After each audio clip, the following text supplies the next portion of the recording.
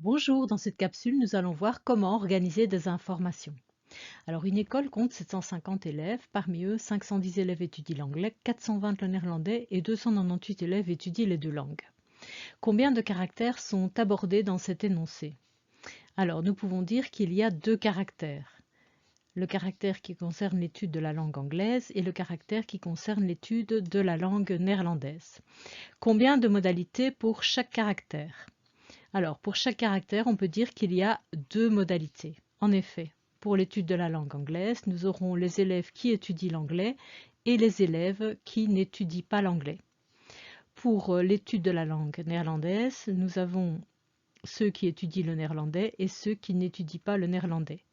Tu vois apparaître ici une nouvelle notation. Lorsque l'on met une barre au-dessus, on met la négation. Donc, n'étudie pas l'anglais, N-bar n'étudie pas le néerlandais.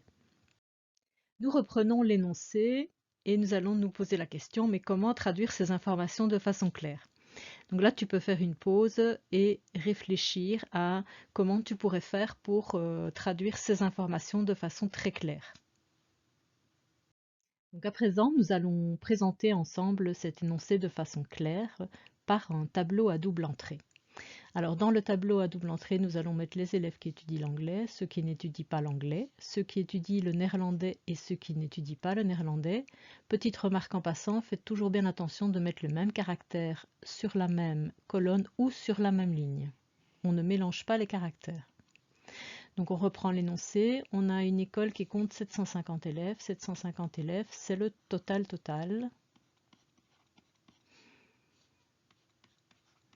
On sait que 510 élèves étudient l'anglais. Donc on ne sait pas s'ils étudient ou non le néerlandais en même temps, donc c'est bien le total ici en bas. On sait que 420 élèves étudient le néerlandais. Là aussi, on ne sait pas s'ils étudient ou non l'anglais, donc on les met bien ici au bout du tableau. Et on sait que 298 élèves étudient les deux langues. Donc c'est bien ici, étudient le néerlandais et l'anglais. Après ça, il suffit de faire des soustractions. Donc voilà, on sait qu'il reste 122 élèves qui n'étudient pas l'anglais. Ensuite, 212 élèves n'étudient pas le néerlandais et étudient l'anglais.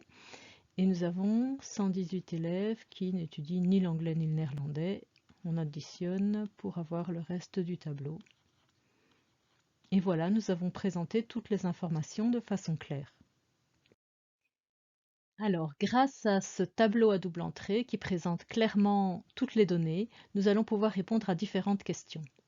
Combien d'élèves étudient exactement une de ces deux langues? Alors, nous avons ici les élèves qui n'étudient que le néerlandais, puisque c'est ceux qui étudient le néerlandais sans étudier l'anglais.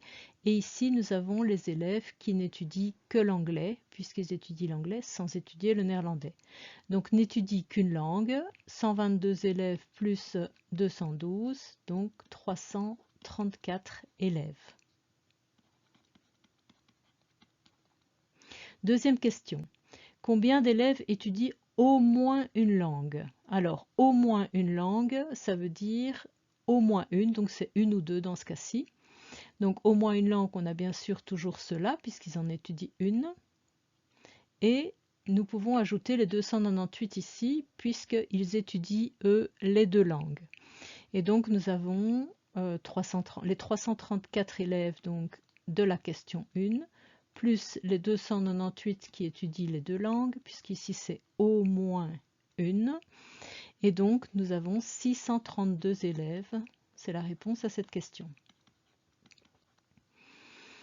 Ensuite, nous allons regarder les élèves qui étudient au plus une langue. Au plus, ça veut dire 0 ou 1.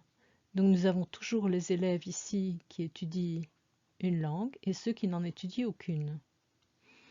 Et donc ça fait 334 plus 118 élèves, ce qui nous donne donc 452 élèves.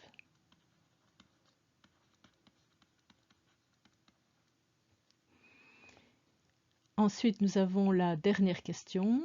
Combien d'élèves n'étudient aucune de ces deux langues? Eh bien, c'est les élèves ici qui n'étudient ni l'anglais, ni le néerlandais, et ils sont 118. Donc nous avons vu qu'un tableau à double entrée permettait de répondre à toutes sortes de questions parce que les choses sont présentées très clairement.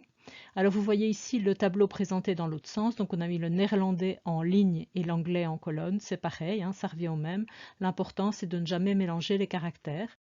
Donc dans cette petite capsule, nous retiendrons qu'un tableau à double entrée permet d'organiser, de présenter des informations de façon claire et par conséquent de pouvoir dénombrer. Que la négation d'un caractère A s'écrit donc avec une petite barre au-dessus, ça signifie non A. Qu'il faut faire attention de toujours mettre le même caractère sur la même ligne ou sur la même colonne. Et enfin, donc, on aura au moins 1 signifie 1 ou plus, et au plus 1 signifie 0 ou 1.